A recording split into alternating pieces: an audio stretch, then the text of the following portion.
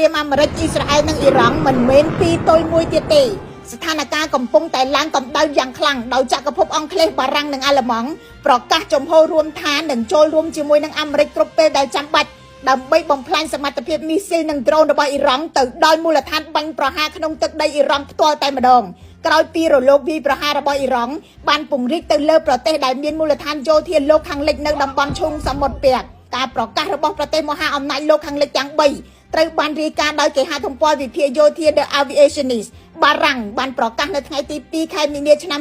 2026ថាខ្លួនបានចាប់ផ្ដើមផ្លាស់ទីក្រុមនាវាផ្ទុកយន្តហោះនិងនាវាចម្បាំង Charles de Gaulle ពីបាល់ទិកទៅកាន់មហាសមុទ្រមេឌីទែរ៉ាណេភាគខាងកើតហើយក្រុមនាវា Charles de Gaulle ជាកម្លាំងវាយប្រហារដ៏មានឥទ្ធិពលបំផុតរបស់បារាំងដែលរួមមាននាវាផ្ទុកយន្តហោះនាវាពិឃាតការពីអាកាសនាវាផ្គត់ផ្គង់ទំនិញនិងយន្តហោះចម្បាំង Rafale M ដែលអាចប្រតិបត្តិការវាយប្រហារពីលើនាវាដោយផ្ទាល់ទៅគោលដៅរយៈចម្ងាយឆ្ងាយចក្រភពអង់គ្លេសវិញបានអនុញ្ញាតឲ្យអាមេរិកប្រើមូលដ្ឋានយោធាអង់គ្លេសដើម្បីវាយលើគោលដៅយោធានិងមជ្ឈមណ្ឌលមីស៊ីលរបស់អ៊ីរ៉ង់ក្នុងពេលដំណើរគ្នាកងទ័ពអាកាស Typhoon របស់អង់គ្លេសបានចេញប្រតិបត្តិការពីមូលដ្ឋានកាតាដើម្បីការពារដែនអាកាសនិងបាញ់ទម្លាក់ដ្រូនរបស់អ៊ីរ៉ង់ដែលហ៊ានហោះឆ្ពោះទៅកាន់ដែនអាកាសកាតា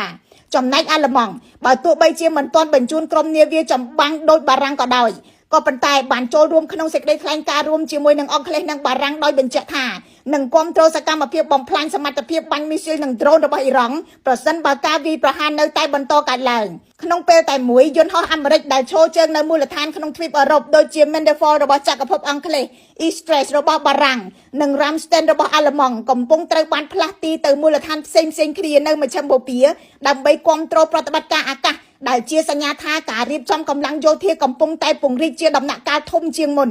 ការប្រមូលផ្ដុំកម្លាំងនេះកើតឡើងក្រោយពេលអ៊ីរ៉ង់បានពង្រីកការសងសឹកដោយវាយប្រហារទៅលើប្រទេសយ៉ាងហោច11នៅមជ្ឈមបូព៌ាដែលមានមូលដ្ឋានយោធាអាមេរិកនិងសម្ព័ន្ធមិត្តមូលដ្ឋានទ័ពបារាំងនៅអាប៊ូដាប៊ីនៃប្រទេសអារ៉ាប់រួមនិងមូលដ្ឋានទ័ពអង់គ្លេសនៅប្រទេសស៊ីបជាគោលដៅពីរចុងក្រោយដែលរងការវាយប្រហារដោយដ្រូនរបស់អ៊ីរ៉ង់នៅថ្ងៃទី1ខែមីនាឆ្នាំ2026លោក Donald Trump ប្រធានាធិបតីសហរដ្ឋអាមេរិកនៅថ្ងៃទី1ខែមីនាបានប្រកាសថាការវាយប្រហារលើអ៊ីរ៉ង់អាចមានរយៈពេល4សប្តាហ៍ក្រុមមេបញ្ជាការស្នងតំណែងពីលោក Ayatollah Khamenei បានប្រកាសថាអ៊ីរ៉ង់នឹងផ្ដល់មេរៀនដល់អាមេរិកនិងបកពួករបស់ខ្លួនដោយលើកមុនដែរខ្ញុំរស់សុធាពី News Today NTTV